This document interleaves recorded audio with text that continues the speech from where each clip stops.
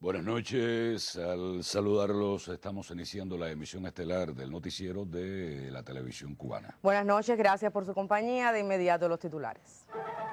Saludó Raúl la delegación militar de la República Popular Democrática de Corea. Temas económicos centraron los trabajos del Consejo de Ministros. Comenzará próximamente vuelo directo entre Cuba y Brasil. Garantizarán países exportadores de gas precios justos a ese recurso energético. Fuerzas Armadas dan ultimátum para poner fin a conflicto egipcio. Saludó Raúl a la delegación militar de la República Popular Democrática de Corea. El general de ejército Raúl Castro Ruz, presidente de los consejos de Estado y de ministros, saludó en la tarde de este lunes al general de ejército Kim Kyok-sik, jefe del Estado Mayor General del Ejército Popular de Corea, y a la delegación que lo acompaña, quienes se encuentran en Cuba invitados por el Ministerio de las Fuerzas Armadas Revolucionarias. En el encuentro se intercambió sobre los históricos lazos que unen a ambas naciones y la voluntad común de continuar fortaleciéndolos. Participaron además el general de Cuerpo de Ejército Leopoldo Sintra Frías, titular del MINFAR, y otros jefes principales de ese ministerio. Por la parte coreana estuvo presente Hong Jong-hin, embajador de ese país en Cuba.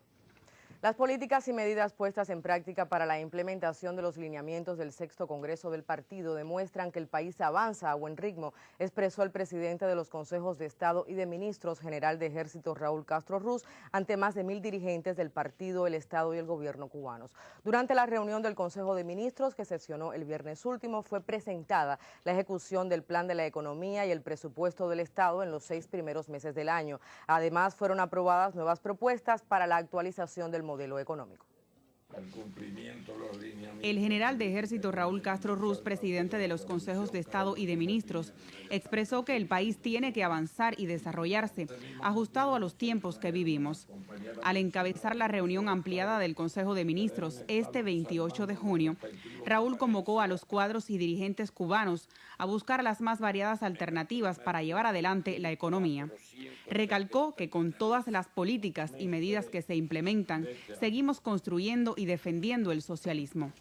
Durante la reunión, el vicepresidente del Consejo de Ministros, Adel Izquierdo Rodríguez, presentó la ejecución del Plan de la Economía en los primeros 6 meses del año y el estimado para concluir 2013. Se ha estimado el crecimiento del Producto Interno Bruto a precios constantes en 2,3, que es superior a lo obtenido en igual periodo del año anterior, que fue de 2,1.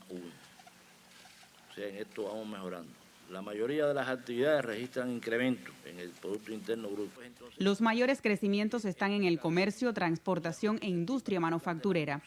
Mientras, para el cierre del año, se prevé un crecimiento de la economía entre el 2,5 y el 3%, inferior al 3,6 previsto en el plan.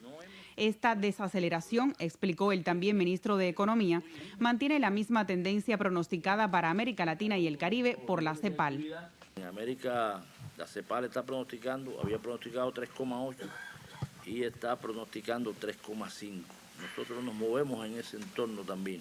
Durante el análisis sobre la construcción de viviendas, el presidente cubano hizo un llamado al orden a la hora de construir con las condiciones adecuadas de salubridad y en armonía con el entorno.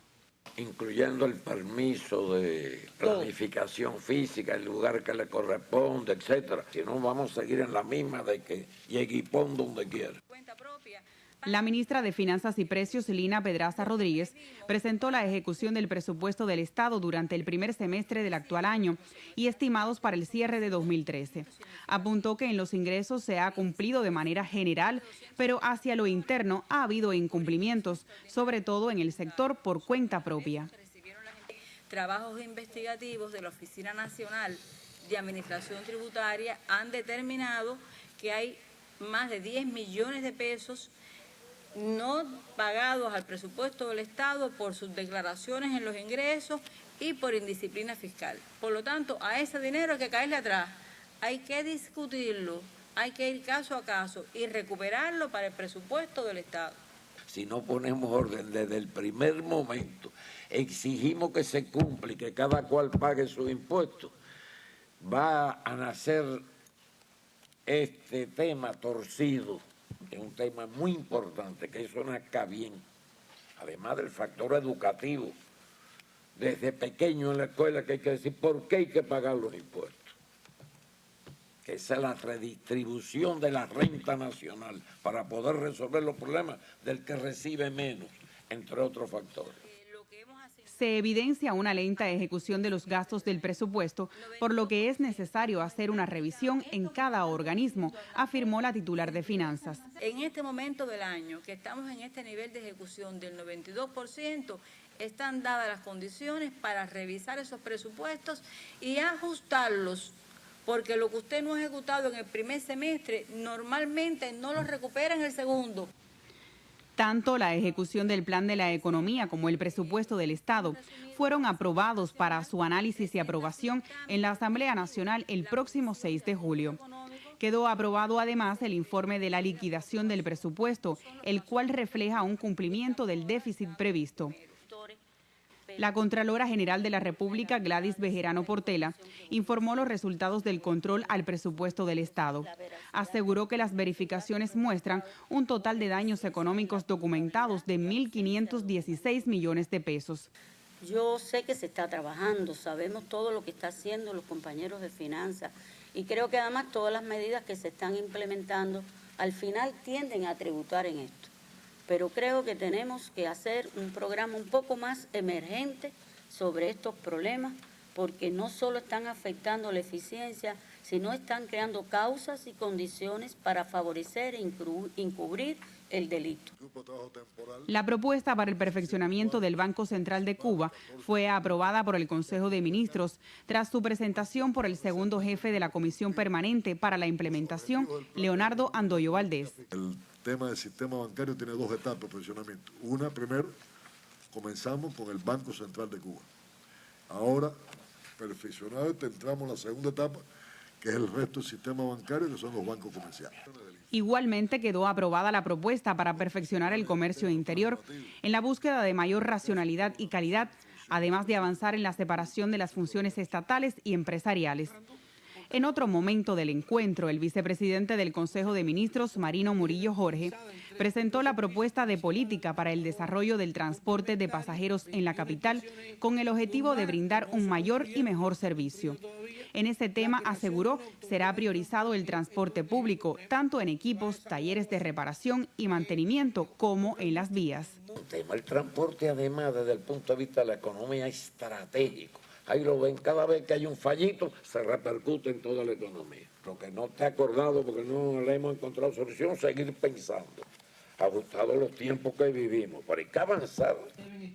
Igualmente, el Consejo de Ministros aprobó un nuevo grupo de 71 cooperativas no agropecuarias para su constitución posterior por parte de los diferentes organismos. Aquí están las 71 cooperativas. De servicios gastronómicos hay 22, de industria hay 16, de la construcción hay 12, de producción de alimentos hay 2, de transporte hay 2 y la ornitológica, que son 17, que son los criadores de aves ornamentales que las exportan. Murillo Jorge expuso de forma detallada la marcha de la implementación de los lineamientos del sexto Congreso del partido en el último semestre. Analizó las políticas aprobadas y las medidas puestas en práctica, entre ellas las vinculadas con la macroeconomía, el perfeccionamiento de los organismos centrales del Estado y las medidas de impacto favorable en la población. Esto demuestra además que nos estamos moviendo, a un ritmo más rápido del que se imaginan mucho, de lo que se imaginan mucho que critican la lentitud, pero se avanza y se nota. Al finalizar la reunión del Consejo de Ministros, el general de Ejército Raúl Castro Ruz intercambió a través de videoconferencia con los máximos dirigentes del partido y el gobierno de todas las provincias del país sobre temas de actualidad e interés económico y social de cada territorio. Talía González, Sistema Informativo de la Televisión Cubana.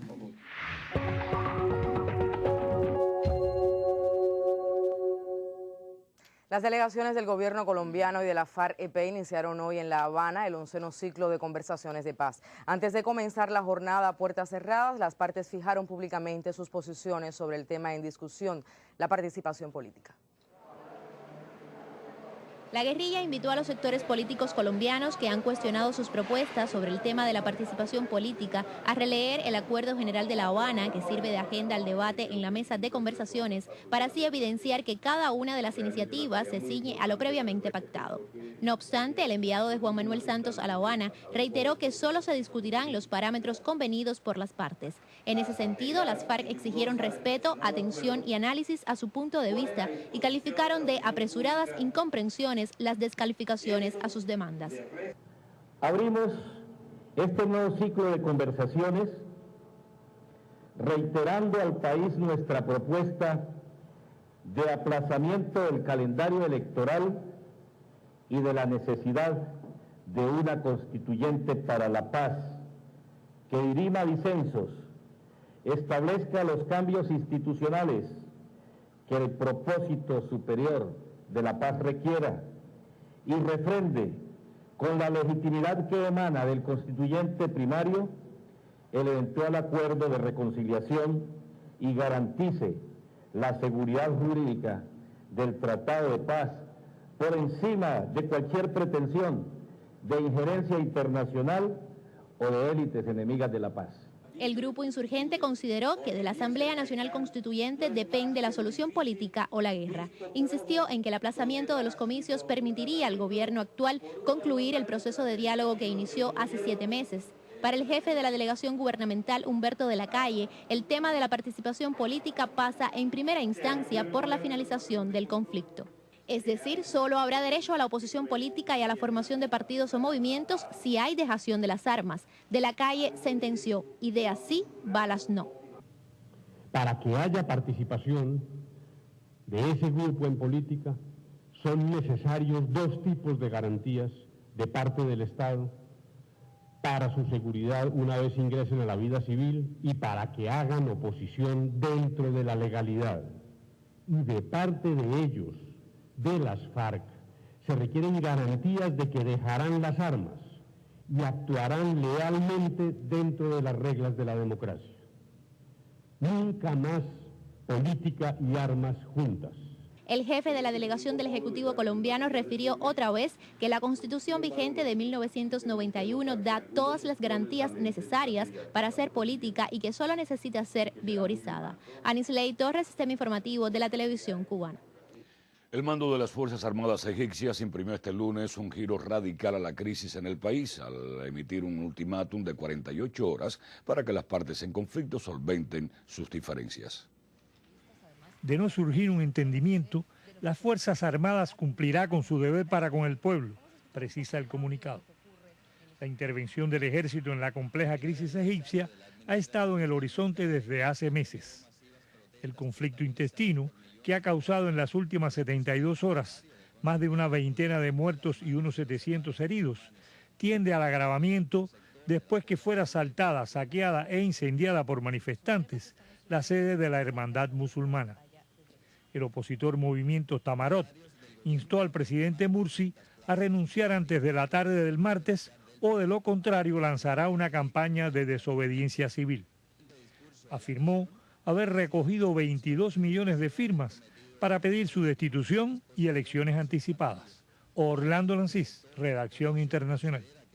Y el ex empleado de la Agencia de Seguridad Nacional de Estados Unidos, Edward Snowden, pidió este lunes asilo político en Rusia. El presidente Vladimir Putin admitió que podría permanecer en ese país con la condición de que finalice su labor contra Estados Unidos. Snowden se encuentra en el Aeropuerto Internacional Moscovita desde el 23 de junio.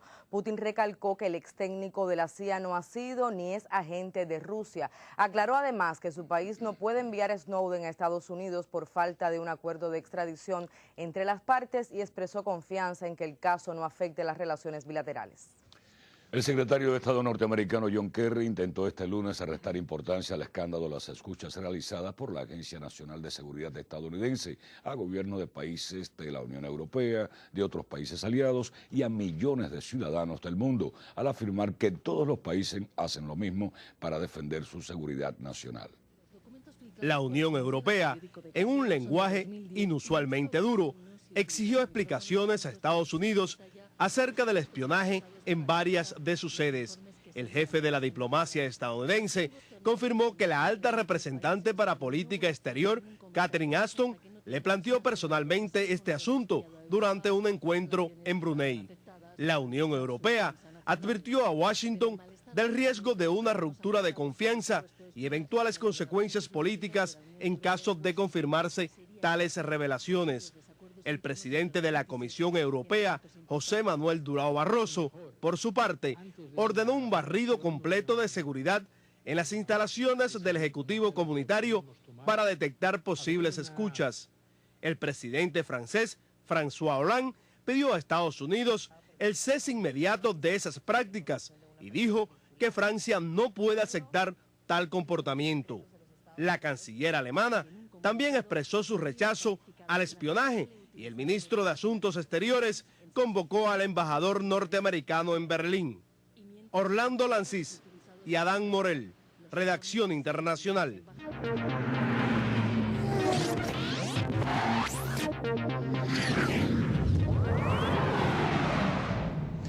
¿Qué tal, amigos? Como siempre, un placer saludarlos. Cuba cayó ante Holanda 7-0 en la segunda jornada del torneo Interpuertos de Rotterdam. El juego lo ganó Rod Kordermans y lo perdió Noel Vigentenza. El mentor Giovanni Aragón presentó una alineación con Guillermo Heredia, Styler Hernández, Julieski Gurriel, José Dariel Abreu, José Miguel Fernández, Yasmani Tomás, Alexander Mayeta, Eriel Sánchez y Arisbel Arrueba Ruena. Además de Intensa lanzaron Jorge Hernández y Duniel Ibarra, todos cienfuegueros. Mañana los cubanos se enfrentarán a Taipei de China. Por otra parte, la selección masculina cubana de voleibol sub-19 enfrenta en estos momentos a Chile en la continuación del Mundial de la categoría en México. Sobre el éxito ante Japón, versa el siguiente reporte del periodista Carlos Alberto González. Con una categórica victoria en set corridos sobre el plantel de Japón, su primera en el torneo, la selección cubana que participa en el 13º Campeonato Mundial Sub-19 de voleibol aseguró su avance a los octavos de final de este certamen, que este lunes concluye su fase de grupos. Mucho más combativos se vieron esta vez nuestros muchachos para materializar el esperado triunfo con parciales de 25-19, 25-23 y 25-20 frente a un equipo que nunca se dio por vencido, pero que exhibió el desgaste de 4 días de juegos consecutivos. La mayor estatura promedio de nuestros muchachos les permitió dominar ampliamente en el bloqueo, con 14 acciones positivas, lo que aniquiló la ofensiva nipona. Yuki Ichikawa, máximo anotador del torneo, esta vez se quedó en 15 puntos, mientras por las filas cubanas, Luis Jimeno marcaba 17 y Osmani Uriarte 14. El conjunto cubano concluye este lunes su calendario del Grupo B en la fase preliminar, enfrentando al sorprendente equipo de Chile, que en estos momentos se ubica segundo en la pool. De ganar los nuestros, garantizan al menos ser terceros del grupo e incluso pudieran finalizar segundos si Argentina derrota a Turquía en el partido de cierre. Directamente desde Mexicali, fue un reporte de Carlos Alberto González para el Sistema Informativo de la Televisión Cubana. Y el ajedrecista cubano Leinier Domínguez alcanzó una posición sin precedentes en el ajedrez latinoamericano al ubicarse en el 13º lugar del ranking mundial con 2.757 puntos ELO, según la lista dada a conocer hoy por la Federación Internacional de Ajedrez y que regirá por un mes. La obtención de 30 puntos tras su victoria en el Grand Prix de Salónica, Grecia, lo catapultó a esta posición, por encima de la que él mismo había alcanzado en diciembre de 2012, cuando una cifra de 2.734 lo colocó en el puesto 20. Y por hoy es todo, o casi todo en deportes. Mañana estaremos con más. Gracias, Armando. Otras noticias. Un vuelo directo de Cubana de Aviación iniciará sus operaciones a partir del próximo 10 de julio entre Cuba y Brasil. Su frecuencia será semanal y es parte de las acciones del Ministerio de Turismo para potenciar la llegada de brasileños a la isla. La apertura del vuelo directo entre Sao Paulo y La Habana forma parte de las acciones encaminadas a posicionar el destino Cuba en el mercado brasileño e incrementar la emisión de visitantes a la isla. En la última década se ha mantenido una tendencia creciente en la llegada de turistas de ese país, que en el 2012 superó los 16.000.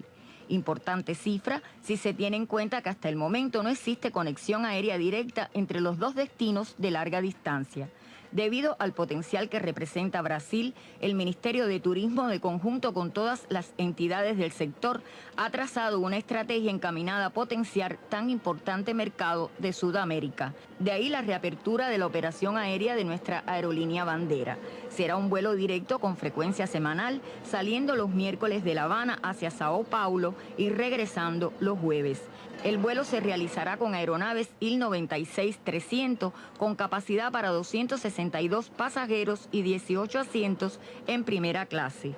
Junto a Cubana de Aviación han comprometido sus esfuerzos para el éxito de la operación a partir del próximo día 10, varias entidades del sistema de turismo, la Embajada de Brasil en Cuba, la Agencia Brasileña de Promoción de Exportaciones e Inversiones APEX, la empresa de seguro y asistencia al viajero Capemisa y la Asociación Brasileña de Operadores Turísticos Brastoa.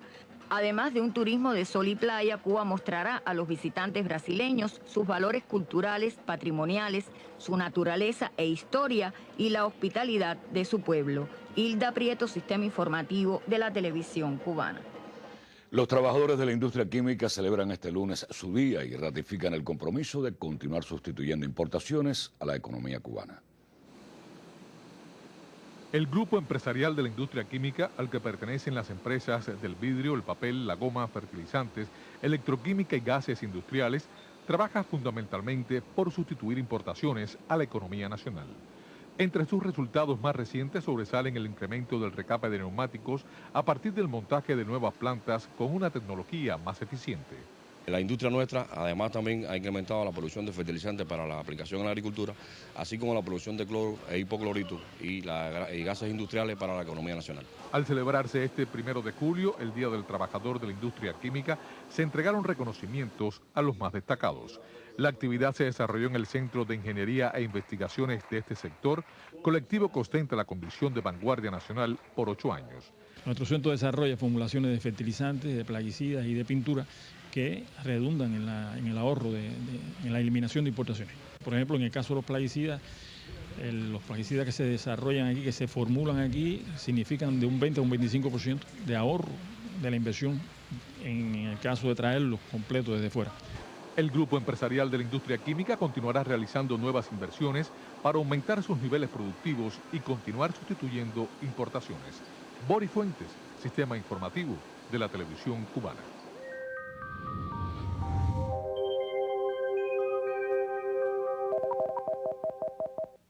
Hola, ¿qué tal mis amigos? Continuó lloviendo en las pasadas 24 horas, incluso en el occidente del país, en algunos lugares de Pinar del Río y también en la Isla de la Juventud. Las lluvias llegaron a ser fuertes y localmente intensas. Miren esta zona roja que también aparece aquí en la provincia de Artemisa y algunas en la zona de Batabanó, en Mayabeque, pues son lluvias fuertes e intensas. Incluso aquí las más fuertes han sido en el embalse Guamá, en Pinar del Río, 204 milímetros, mientras que en la Isla de la Juventud, La Presa o el embalse de Vietnam Heroico, 284 milímetros, y en el Colony habían reportado 243 milímetros. Y la causa de estas lluvias es la onda tropical activa avanzando hacia el oeste por el sur del archipiélago cubano, mientras que hay su interacción con esta vaguada superior en los niveles medios y altos de la atmósfera y también mucha humedad que nos llega del Mar Caribe. Claro, esta onda tropical al moverse ahora al Golfo de México disminuye la lluvia, pero mañana por la tarde vamos a tener todavía alta probabilidad de lluvia en el occidente del país, fundamentalmente Pinar del Río, la Isla de la Juventud, en el periodo de la tarde y de la noche. En el resto del día va a ser mucho menor, no va a ser un día como el de hoy. Pero algunas de esas lluvias pueden todavía ser fuertes o localmente intensas, aunque en menor cuantía que lo que han sido en el día anterior. Así que el pronóstico del tiempo será de algún chubasco, alguna lluvia en el periodo de la madrugada y la mañana, y habrá cielos con algunas nubes y sol en general en el resto, con temperatura mínima por la madrugada 21 a 23 grados Celsius. Ya por la tarde habrá numerosos chubascos, lluvias, tormentas eléctricas en el territorio occidental y valores de 30 a 31 grados de temperatura máxima. En la zona central amanecerá con cielos mayormente nublados, 23 a 24 grados de temperatura mínima por la madrugada. En la tarde valores de 32 grados con chubascos, lluvias y tormentas eléctricas en el periodo de la tarde y hasta el anochecer. En cuanto a la región oriental, algunas nubes y sol por la mañana, 23 a 25 grados de mínima, por la tarde subiendo bastante la temperatura, 32 a 34 en Granma, Santiago de Cuba y en Guantánamo, pero solo con aislados chubascos y tormentas eléctricas en el periodo de la tarde. Los próximos días las condiciones son favorables para que por la tarde continúen produciéndose chubascos y tormentas eléctricas en las 3 regiones del país y en la isla de la Juventud, mientras que las temperaturas van a mantenerse bastante elevadas como corresponde a esta época del año. Así que mis amigos, este es el tiempo. Les deseo que pasen una noche muy feliz y hasta mañana. Las provincias de Cienfuegos y Holguín cumplieron sus planes de siembra de caña durante la etapa de primavera. Ambos territorios contarán con provisión de la gramínea para desarrollar en mejores condiciones la próxima zafra. En la Perla del Sur se sobrecumplió el plan de siembra correspondiente a la etapa de enero-abril, con lo que la provincia aspira a llegar a las 10.000 hectáreas comprometidas en 2013. Además de dejar plantadas en la campaña de primavera más de 5.000 hectáreas de la gramínea, lograron una mayor calidad en el proceso productivo. Para este año, Cienfuegos tiene el compromiso de incrementar la siembra de caña en lugares cercanos a los centrales, terrenos ociosos que deben quedar totalmente sellados en la campaña de frío. Mientras en Holguín los agricultores plantaron más de 8.000 hectáreas de la gramínea, el mayor compromiso de siembra de los últimos años, todo gracias a la calidad en la preparación de tierras, la correcta selección de la semilla y las atenciones culturales durante la plantación. Actualmente aprovechan la humedad de los suelos y continúan sembrando hasta llegar a las más de 16.000 hectáreas en el año, mientras que intensifican la atención a las plantaciones cañeras para asegurar la materia prima en próximas zafras. Guantánamo es la primera provincia cubana en erradicar los medidores eléctricos obsoletos en el sector residencial gracias a un cambio masivo de metrocontadores. Trabajadores de la empresa eléctrica Guantánamo durante junio sustituyeron casi 16.000 aparatos viejos por equipos electrónicos de avanzada tecnología, muy precisos en sus mediciones y protegidos contra los fraudes. Los metrocontadores reemplazados dejaban de marcar hasta 14 kilowatts hora como promedio mensual por cliente y eran vulnerables a los manejos ilícitos. Con el trabajo que se está realizando, nosotros podemos lograr disminuir en alrededor de 220 megawatts menos que se estaba dejando de facturar en el sector residencial con este programa. La sustitución de las mediciones obsoletas comenzó en 2006 en el país. Durante el pasado año y el primer semestre del actual, en la provincia fueron instalados cerca de 62.000 medidores eficientes. Con ellos, todos los clientes residenciales cuentan con la medición digital del consumo eléctrico. Además, en Guantánamo culminó la rehabilitación de las mediciones en los servicios estatales mayores. Inclusive estamos poniendo metros electrónicos multifunción de alta tecnología, de clase 1, que con el futuro vamos a leerlo de forma remota. Asimismo, prosigue el montaje de controladores de energía eléctrica en entidades estatales. Hasta ahora se instalaron unos 4.500 equipos inteligentes de medición. Desde Guantánamo, Sin Castillo, Sistema Informativo de la Televisión Cubana.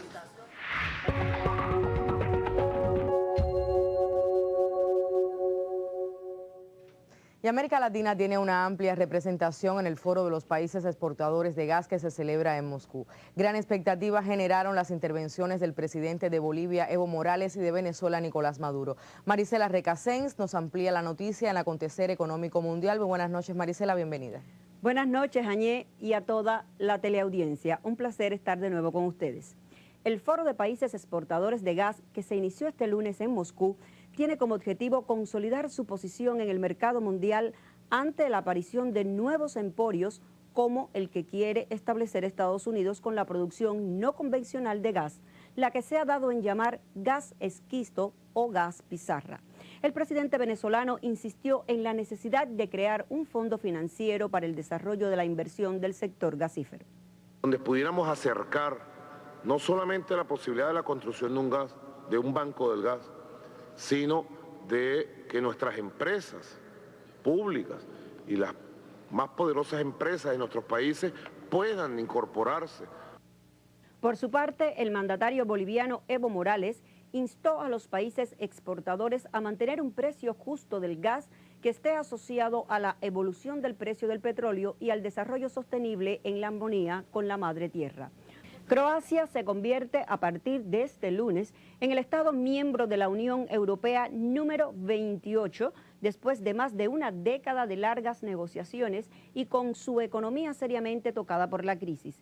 La segunda antigua República Yugoslava entra en el bloque comunitario el día justo que Lituania asume la presidencia rotatoria de la Unión Europea y se convierte así en la primera antigua República Soviética en liderar el Consejo de la Unión Europea, órgano con funciones legislativas que reúne a ministros de todos los países miembros. Y el presidente del Banco Mundial, Jim Yong Kim, expresó este lunes en la página editorial del rotativo Los Angeles Times que América Latina sigue siendo la región más inequitativa del mundo, aunque reconoció que la desigualdad ha disminuido en los últimos 10 años.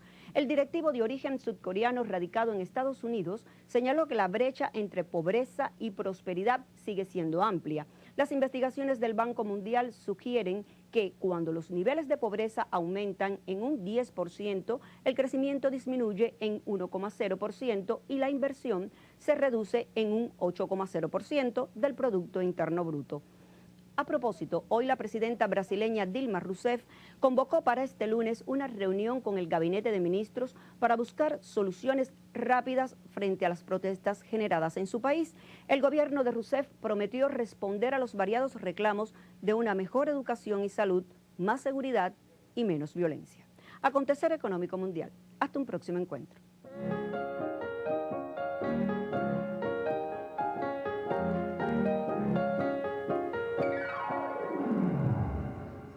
Muy buenas noches. Hoy es noticia la clausura de la jornada cucalambiana en Las Tunas. Veamos detalles de la entrega de los premios nacionales de décima oral y escrita.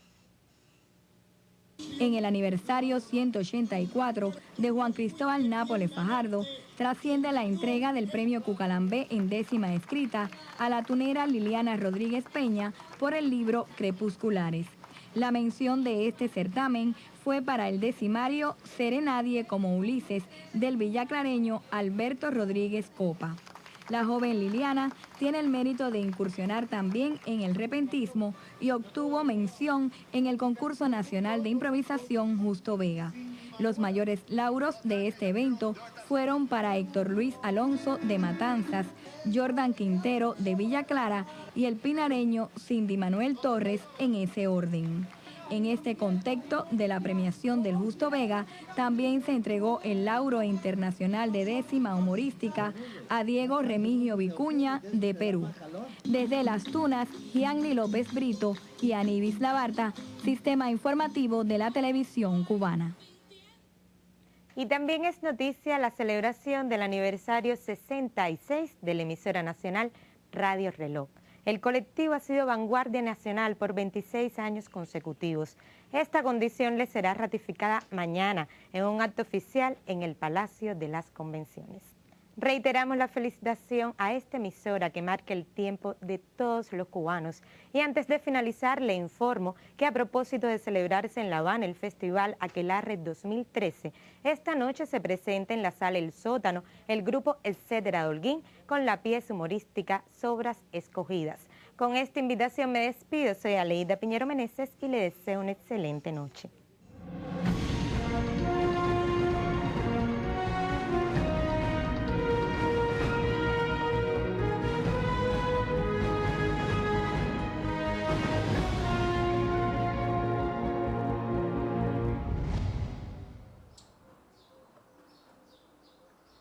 Tomar un café y disfrutar de un buen tabaco son algunos de los placeres de Florentino Fernández, el único militar del ejército de Batista que colaboró con Fidel para el asalto al Moncada. Fue él quien adquirió los uniformes que vistieron los asaltantes aquella madrugada del 26 de julio de 1953.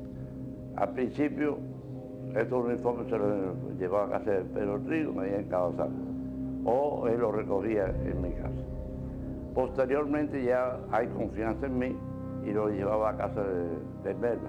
Fidel, por supuesto, estuvo en un primer momento un poco reticente a la hora de aceptar, ¿no?, esta ayuda, pues él no quería a ningún militar involucrado en el hecho, pero al final, en definitiva, se aceptó y a través de este hombre se pudieron adquirir más de 100 uniformes. Yo era militar Florentino también adquirió parte de las armas, entre ellas la pistola que acompañó a Fidel en el combate. Lo curioso fue que se la compró a la escolta del general Francisco Tabernilla. Le propuse comprar la pistola. Es que no, yo insistiendo. Al fin se decidió en vendérmela. Entonces a discutir precio. Cuando se decida acordarme un precio, una pistola Luger alemana, con todos sus cargadores, dos cargadores auxiliares, con todo su equipo, el hombre se quedó vacío. Cuando ya termina su labor para comprar los uniformes, entonces Fidel le dijo, bueno, ya hasta aquí te lo agradezco, terminaste tu misión. Entonces Florentino le dijo, no, yo quiero ir con ustedes también. Y entonces es ahí que Fidel, bueno, quedó desarmado en argumento, ¿no? Y lo llevó con mucho gusto. Y por eso es que Florentino va también allá al Moncada. Ante el humo del tabaco, medita, sonríe y dice con orgullo que es el primer militar del ejército republicano que combatió por las armas a Batista. Wilmer Rodríguez Fernández, Sistema Informativo de la Televisión Cubana. Y fueron titulares en la emisión estelar el saludo de Raúl a la delegación militar de la República Popular Democrática de Corea. La reunión del Consejo de Ministros que abordó importantes temas económicos. El próximo inicio de vuelos directos entre Cuba y Brasil. El foro de países exportadores de gas que tiene lugar en Moscú. Y el ultimátum que dieron las Fuerzas Armadas egipcias para poner fin al conflicto que vive ese país. Finaliza así la emisión estelar. Rafael Serrano y Áñez Becerra, deseamos pasen todos una excelente noche. Sí, gracias, buenas noches y hasta mañana.